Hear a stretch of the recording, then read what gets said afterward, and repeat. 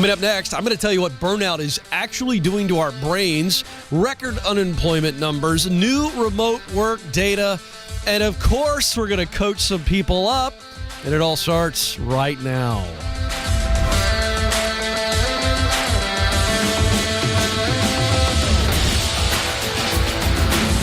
All right, folks, welcome to the Ken Coleman Show, helping you win at work and in your life. Let's go.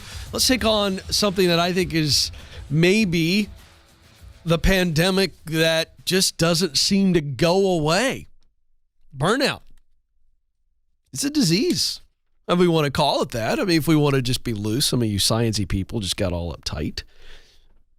I would call it a pandemic. Burnout's a big deal. It's never really slowed. It's always a thing. And I think we could see from the data, certainly over the last 2 to 3 years, that burnout is on the rise. There was some debate a couple of years ago. We talked about it on this program about the World Health Organization temporarily kind of being misquoted in the media. They then came out and clarified it that burnout is not a medical diagnosis. So that might be breaking news for some of you, and I'm happy to be that guy. I am a man of the people. It's not a medical condition. Is burnout real? Absolutely, it's real.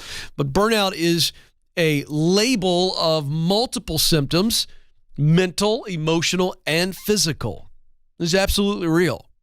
But it is a description of symptoms. We group the symptoms in a word called burnout. Okay? And it has profound effects on us, obviously. So I want to unpack this, but before I do, I want to throw a bumper sticker statement out. I think that it's good for everybody to process because I'm going to come back to it. You ready? Here it is. And I love that we're on this camera. Nathan, I rarely do this, but you're so good. Can we just zoom in for a moment? This is an Uncle Ken moment. Okay? Let's zoom in a little bit more. A little bit more.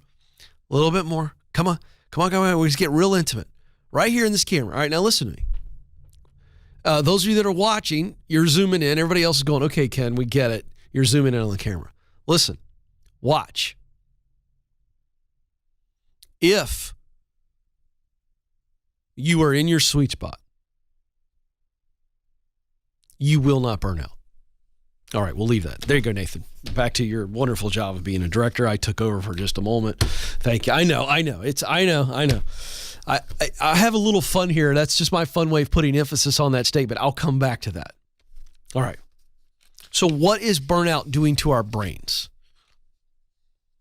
So this is coming from a CNN report. Amy Arnsten is a professor of neuroscience at Yale School of Medicine. She's really smart. And she studies neural mechanisms that are brought on by burnout. And so in this CNN report, a couple of quotes.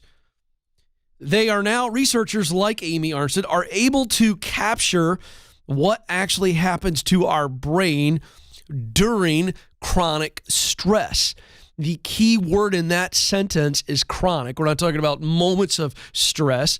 We're talking about chronic stress, elevated stress for a long period of time. They can now see what it does to our brains. What does it do? This is fascinating. One of the most striking effects is a thinning of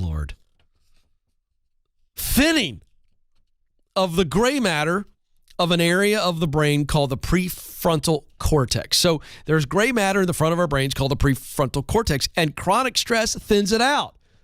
You know why I just dropped a little oh Lord in there, don't you? Because I'm a parent of 3 teenagers. I feel like I live in chronic stress at home. Not in the office. I'm in my sweet spot. So, Nathan, I'm freaking out, man. I feel like every night my prefrontal cortex is thinning.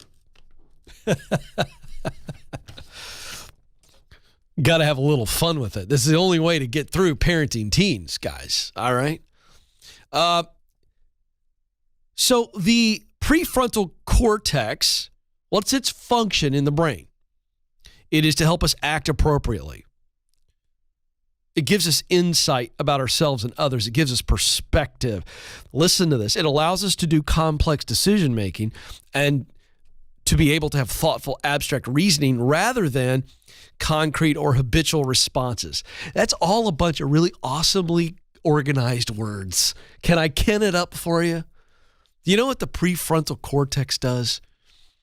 It allows us to act like adults. Mature, healthy, rational beings. It gives us rationale. That's what that fancy sentence means. It means I can rationally think. Well, watch this. I can rationally feel, and I can rationally react. I'm going to say that again. The prefrontal cortex, the way that our brain is supposed to operate in a healthy, effective way, allows us to rationally think, rationally feel, rationally act. All right, we get that.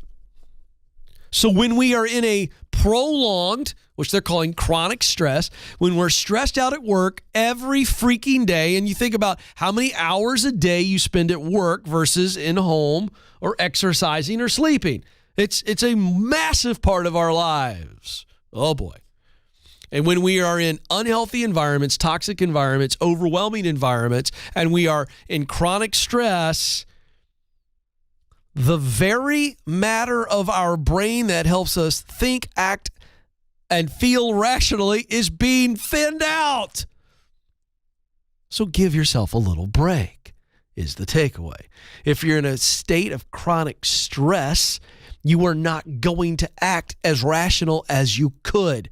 Cut yourself some slack, number one. Number two, let's start taking steps to figure out what's causing all the stress, and let's remove them, all right? It's important. So what's the big takeaway? Arnson says, well, look, at the same time that the prefrontal cortex is getting weaker and more primitive, the brain circuits that generate emotions like fear are getting stronger. And so what's the big takeaway? This is her quote. You start seeing the world as harmful even when it's not. The amygdala is at the back of the brain. The amygdala is what's driving fight or flight. And when you think that you are a victim, when you think you are under attack all day long, that becomes your constant response. Now, the stressor that starts it is the problem. But you better get control of it, because what happens is a bad boss, toxic coworkers can create this stress. But then it takes over our world. And while they're the source and that's not your fault, you better be aware of this, because guess what happens? And all of a sudden in other areas of your life, you start acting like a victim. Whoa. And so I talk about this every day, Alex, that when your work life is a dumpster fire, you will take that crap home with you. This is the scientific evidence. So we got to get serious about this, folks. So there are a lot of solutions in this study and article that your medical people will give you. I'll just run through a couple. Because in our next segment, I'm going to give you some practical solutions to get out of the stress. But some of the stress relievers while you're in a bad work environment, that's our context today, is obviously good sleep, good exercise, good eating, because you're helping fight some of the negative physical effects. But coming up next, I'm going to give you a really simple and practical way to get out of the stress and change your life. Don't move. This is the Ken Coleman Show.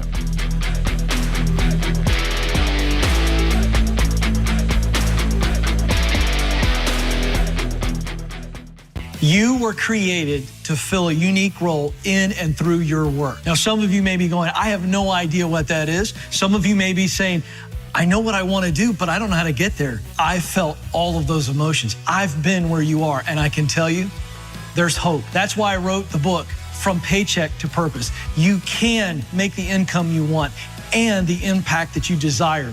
And I know that you have what it takes.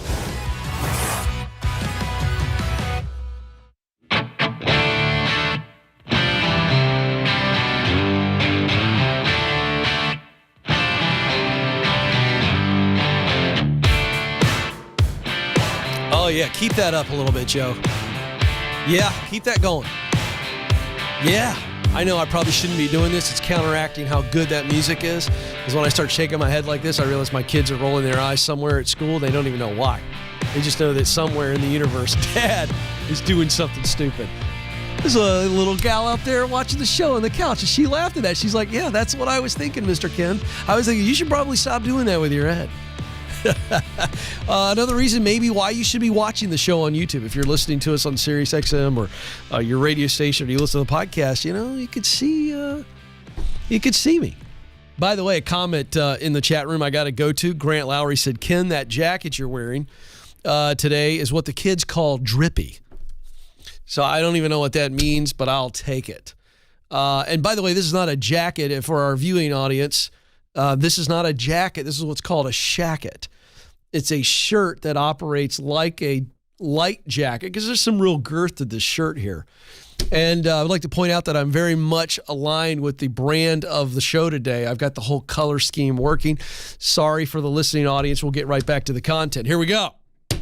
So we opened up talking about how burnout is extremely real. It's not a source. It is a symptom of stress. And burnout can affect us mentally, physically, and emotionally. And then we went into the actual physical effects that neuroscientists can now measure.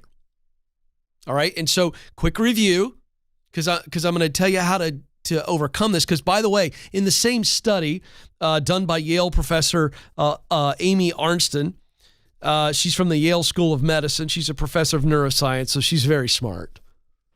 It'd be funny to have a lunch with Amy and just see if I could even have a functional conversation with somebody that smart. But what we revealed here in the first segment, just as review, is that when we are in chronic stress, the prefrontal cortex truly thins out. And the prefrontal cortex at the front of our brain is a gray matter that helps us stay rational in our thinking, feeling, and acting. Okay, so that's the quick review. So when we are in chronic stress, the prefrontal cortex begins to thin, and so we can't act as rational as we need to. And so we are in a time in our world where greater fear is out there, and so it's greater fear, greater uncertainty, and then all the stress, and all of a sudden we're going to just turn into these little Chicken Littles running around. The sky is falling. If you're in your 20s, you don't know what Chicken Little is, go on the Google and look it up. It's a wonderful little story. So the answer to this, by the way, is not just to deal with the physical. It's a part of it. So go see your medical doctor. Get serious about your sleep. Get serious about exercise. Sleep and exercise will be very helpful in dealing with the stress. There is a physical component to all this stress, not just that mental, the neuroscience. And so good sleep, good food, and good exercise will help, but it is not enough. It's not enough because you got to remove yourself from the stress. It will delay physical harm, but it will not solve the problem. So all of that stuff is good, and I want to make sure that I hit that and say, hey, appetite, nutrition, exercise, and what was the third one? Thank you, sleep. Jeez, got so excited. Those are going to help, but they're not the answer. The answer is removing yourself from a toxic work environment where you're not stressed. Now, I opened the show by saying, bumper sticker, before I dove into this, I said, we're going to come back to this statement. And I made Nathan zoom in on me because I think it's the most important thing I've said today. And that is this. If you're in your sweet spot, you cannot be burned out. You just can't. How do I know this?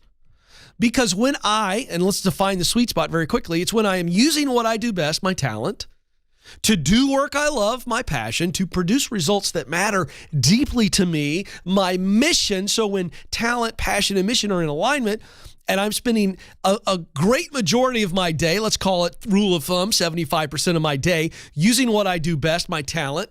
So I'm operating in tremendous proficiency, and I'm doing work that I really love. So I'm feeling the juice. And then I see tremendous value and contribution. I'm not going to get burned out, even when I may be in a season of higher pressure. Maybe when I am in a season of working for a horrible boss or working with toxic co-leaders. I will not burn out because I will recognize what the sweet spot is. I am in it and I know how to find it somewhere else. So I go, I'm out of here. See, a man or a woman, catch this, folks. Don't miss my excitement. I'm really fired up about this because I believe this is breakthrough. When a woman or a man is working in their God-given role, their sweet spot, they are a clear adult. They know their why. They know the how. They know what they're supposed to do, what they're supposed to do. And when any outside forces, the economy, bad leadership, we call it horrible bossery here on the show, toxic coworkers, any of that stuff starts to bubble up. A person who is in their sweet spot is clear and confident and courageous. They're clear on this is not right. They're clear that there are many other jobs and career paths that allow them to be on purpose. Watch this. And now they're courageous to say, I'm out. I'm out. I'm not putting up with this crap. See, that's what purpose does. Clarity breeds confidence, and confidence breeds courage. So that's why I created the Get Clear Career Assessment. It's $30. I think for $40, you get the Get Clear Career Assessment in my book, From Paycheck to Purpose, which if you look at these practical tools, you say, Ken, that's all great. I appreciate the motivational locker room talk. How do I do it? It's very simple. Get clear on who you are. What is your unique talent? What is your unique passion? What is your unique mission? And we've got an assessment that will do that for you, help you do it. It's 20 minutes. That's the compass. There's my mountaintop. Oh, wait a second. There's another mountaintop. There's another one. And they're all on purpose. And then the book From Paycheck to Purpose is the guide to help you climb the mountain. KenColeman.com. Get them bundled together. It's really important that you get this. Really important. All right, let's roll. We got a couple good stories I'm going to get to quickly. Let's go. In the news. All right, kids. Here in my hands, fresh data. U.S. jobless claims plunged to the lowest level since 1969. Joe, you know what I'm thinking? It's summer of 69. I wish we could play that music. Bryan Adams, yes. We're not allowed to because of all the stupid royalties out there. See, that would be perfect. Have summer of 69 playing in the background as I reveal this data. What does that look like? 3.8% is the percentage of unemployed people. Federal Reserve Chairman Jerome Powell called the labor market extremely tight, noting that wages are rising at the fastest pace in a long time. We know that. Layoffs are expected to remain low for now. That's the key phrase. Watch this, folks. I am a man of the people. I give you trends. I tell you what's coming, and I'm telling you, there's a lot of financial pain on the horizon. Because once the looming federal interest rate hikes take their toll, there could be some pain in the labor market. You think there's been a moratorium on kicking people out of their houses, foreclosures, and kicking people out of their apartments for rent? We got microchips aren't coming in, so we got used car prices are through the roof. Watch out. It's all going to change. I told you so, but I'm going to be here for you. I'm going to be here for you along the way because I'm telling you, folks, there's also another phenomenon going on with this. I'm going to hold this story, Alex, because I want to finish this thought. Next story, I'll get to it in a second. Remote work statistics. We're going to cover it in a little bit. Hear me on this. 30 seconds on this. Let me tell you what's coming. The Great Resignation with almost 30 million people switching jobs from August 2021 to, let's call it February 2022. That's continuing to happen. But watch. We're seeing now a space of people that are going, the grass wasn't greener. I want to go back. And people are realizing what I teach. It ain't about the paycheck, people. It's about purpose. It's going to be interesting. This is the Ken Coleman Show.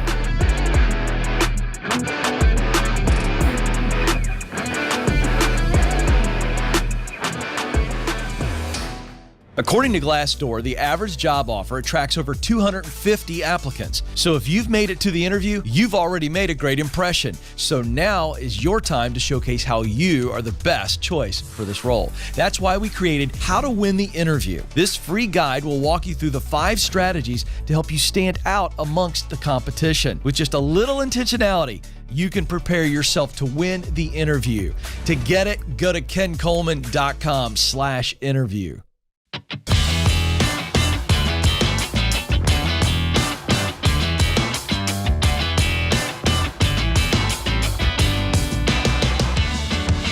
All right, folks, welcome back to the Ken Coleman Show. I'm fired up today. Oh, my goodness.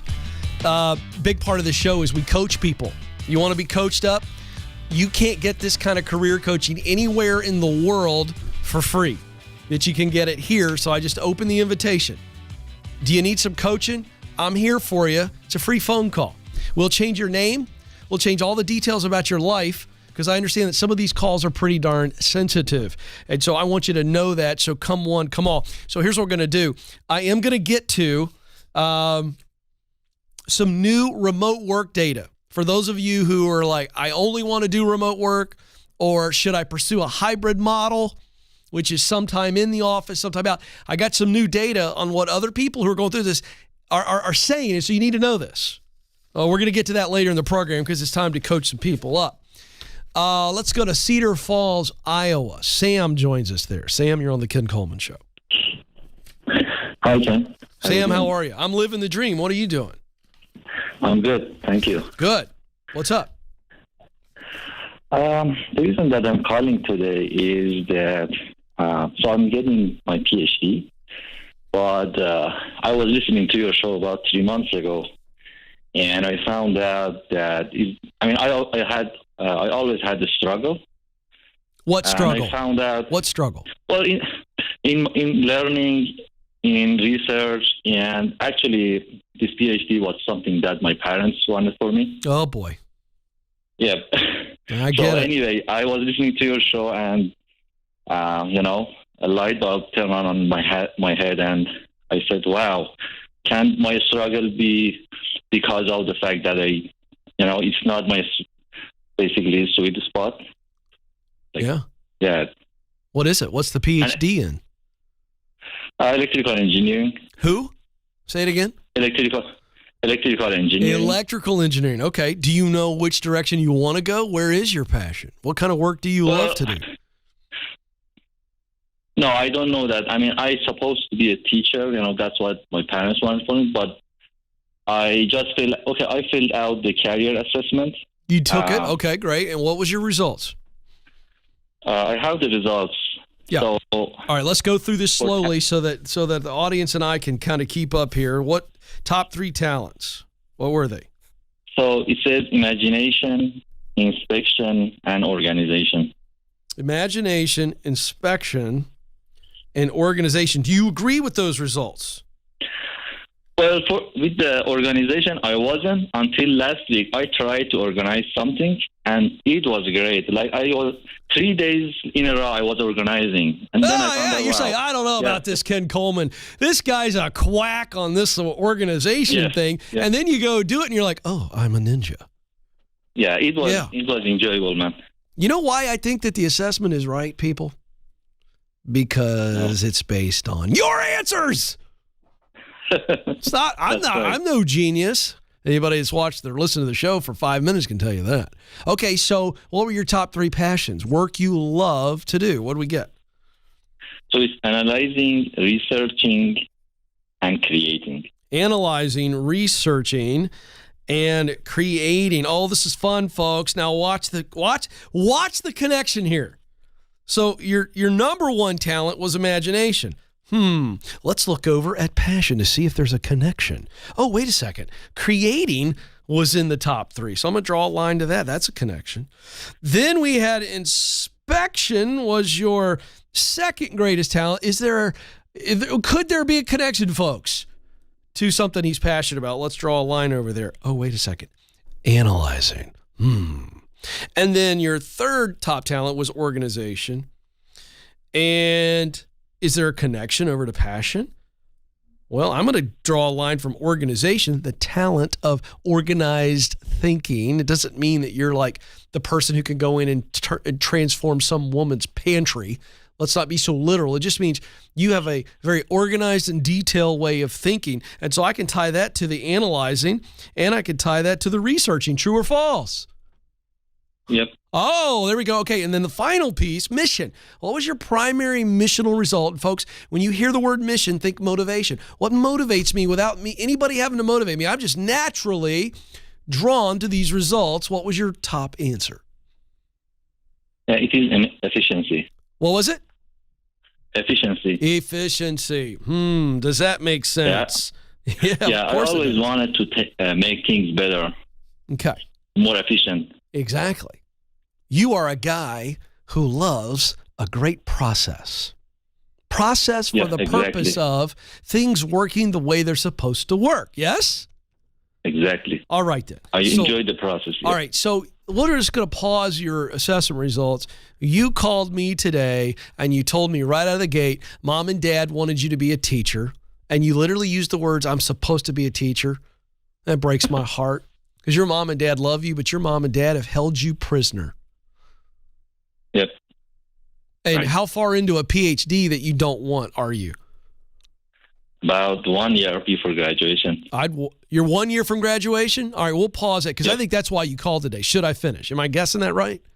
Well, to be honest with you, I will finish it definitely. Yeah, you're already into my it. Question is, yeah. My question is, I want to choose another job besides teaching for sure. Of course. I'm not going to Yeah, of course. So what do you want to teach? Excuse me, what do you want to do? Forget what do you want to teach. What do you want to do? You can't take an assessment like this and look at that purpose statement, and we just walk through it and not have an idea or two. What's at the top of your mind? Well, about 6 months ago, there was a job. It's called product manager, but I'm not sure if it's in my sweet spot. Why? Why aren't you sure? You have a purpose statement that you can now take that purpose statement. And by the way, folks, if you're new to the show, we just went through his report, his top 3 talent, passion, and missions, but we populate a purpose statement in the assessment. I've got one right here in my hands, and here's how it reads out. And let's see, I'm going to get to it right here. I was created to use my talents of, and for our friend Sam, it reads imagination, inspection, and organization. To perform my passions of, and for our friend Sam, it reads analyzing, researching, and creating to accomplish my mission of efficiency. So when the purpose statement is filled out with your results, what it creates for you, Sam, is a high-level job description. And so when you're looking at product manager, there was a job description on that title, yes or no? Yes. Did you match it up with your purpose statement? Did you look at both side by side? Yeah, I did. Okay, and so is it in your sweet spot or not? Yeah, it can be in my sweet spot. Okay. So you still have a lack of confidence, and so we got to get to the reason for that. Where are you lacking confidence? You said, I can get there. Does that mean you feel like you need a little bit more experience, maybe a little bit more training? Well, I will get those. But the thing is that I researched a little about it. It has lots of meetings, and I always hate meetings. Great. So, Great. Now that's a clue. How much of your day do you think the meetings will be a part of? It's about 40% at least. Yeah, I rule of thumb for me, because people ask me this question. Well, Ken, I mean, what is it possible to find a job where that's all you do all day long is what you love? And of course not. I despise meetings. And boy, we have some meetings here at Ramsey Solutions. Can I just tell you? Let me let you in on a little dirty secret. We are some meeting people. I hate meetings. I hate them on the core because I feel like we don't do them the way we can do them. I'm not talking about Ramsey Solutions. We do a good job with meetings here. I'm just saying, in general, I just feel like we rely on a meeting versus just a quick conversation or whatever. Don't get me started about email. Boy, oh boy, that's a whole nother show. I hate email. All right. But you know what? 75% of my day, I'm in my sweet spot. That's a rule of thumb. If I'm spending about 75 to 80% of my time in my sweet spot, then it's great. And so I think you look at this, you go, okay, this one feels like it's there except for this. Great. Go look at a few more things.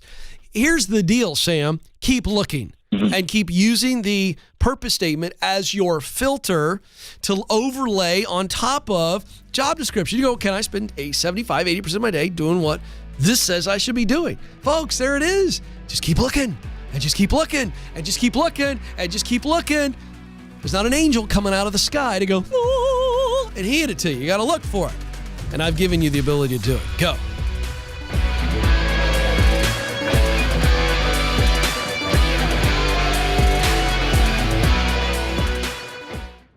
Do you know what you were born to do? In order to get hired at a job you love, you need to get clear on your talent, passion, and mission.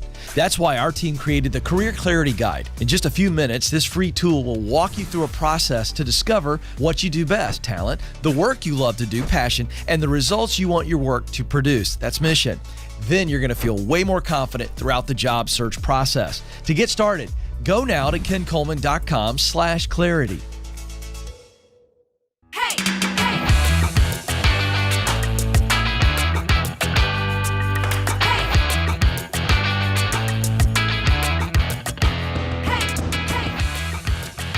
All right, folks, welcome back to the Ken Coleman Show.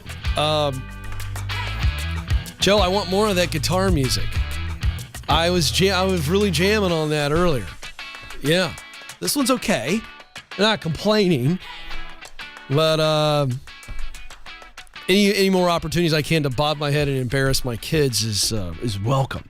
I got a little distracted coming in too because I'm looking at the chat room of people that are watching live on YouTube. Maybe we'll jump in there. There was a good comment or question earlier, and Daniel Mutter. Daniel, I see you. This is a good question. I'm going to answer it. So, Daniel, if you're still watching live, hang on. I'm going to answer it a little bit later. Pam joins us in Louisville, Kentucky. By the way, it's not Louisville. It's Louisville if you're from the South. That's how you're supposed to say it. Louisville, Kentucky is where Pam joins us. Pam, you're on the Ken Coleman Show. Hi, Ken. It's such an honor to speak with you. Oh, that's very nice. The honor's mine. What's going on?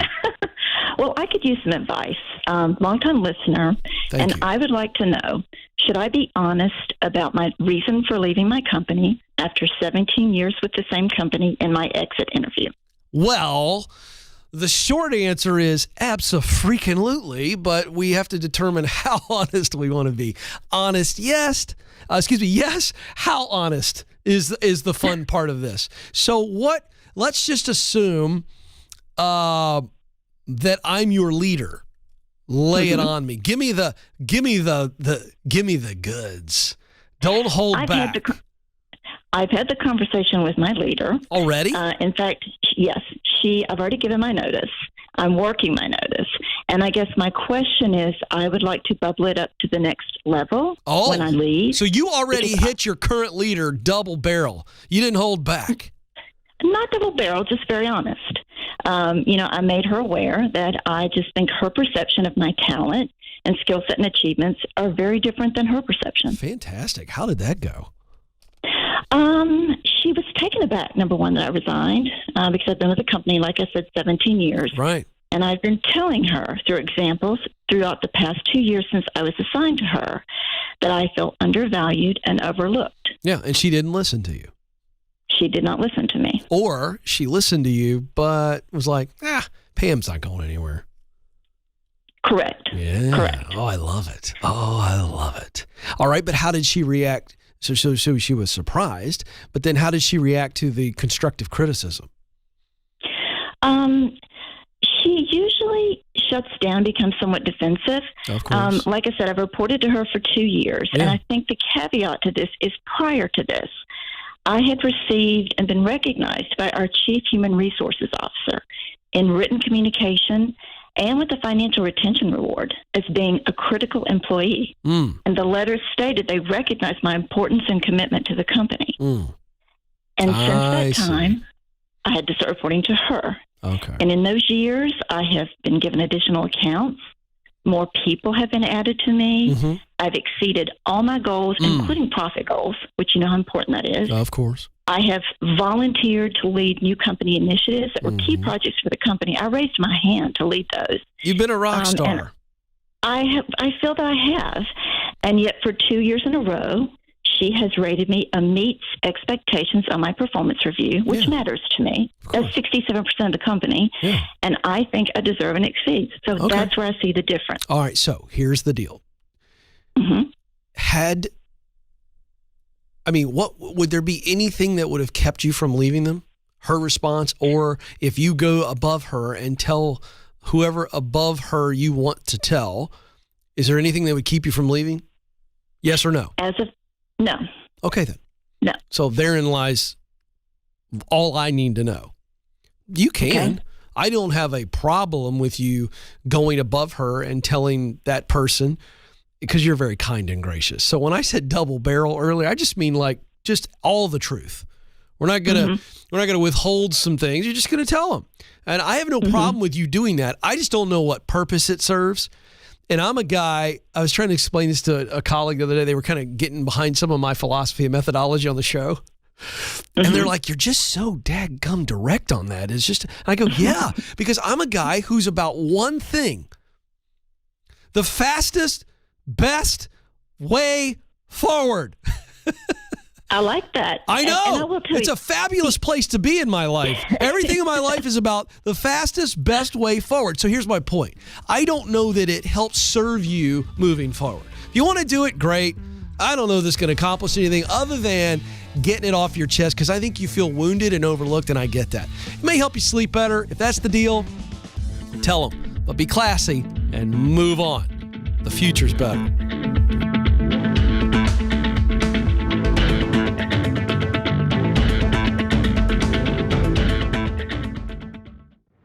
Are you wondering if you should leave your current job or stay put? Well, you're not alone.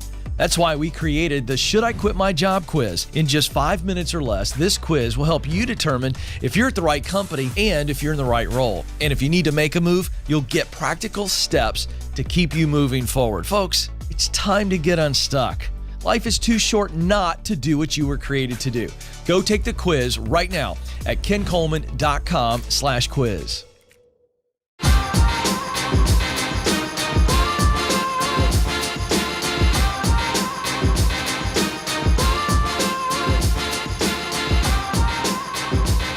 All right, folks, welcome back to the Ken Coleman Show. Boy, do we have a lot coming your way. James is on the line in Atlanta, Georgia, with a tune-up call. He's called in before. I love the return calls. We'll get to him. We've got our story on this remote work data you gotta know. But first, really quick, Daniel Mutter in the chat room of the live YouTube audience says, Ken, my family's moving out of state in a year. I was just offered a job here as a manager for 15% pay increase. Do I take the job for just 1 year, or do I stay where I am and ride out the year?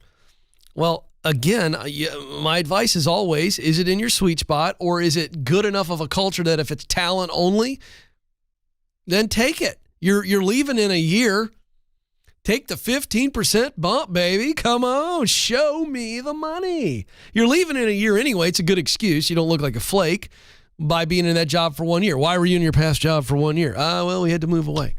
So if I'm seeing everything right here, don't take it just for the pay. You better check and see, is it a good culture? Because if it's a crappy culture, it's going to be a crappy year. Because the 15% pay bump wears off fast, believe me. You're like this, a couple paychecks, all right. Little Matthew McConaughey, hey. But then the paycheck wears off. And if you're in a toxic culture, it's going to suck for a year. And I just wouldn't do that. I wouldn't do that. So make sure it's in your sweet spot, or at least I got the talent to do it. And for a year, passion and mission, work I love, results that matter to me. For a year, I could put up with that in a transition season. If it's about the money in this situation and it's healthy, boom, do it.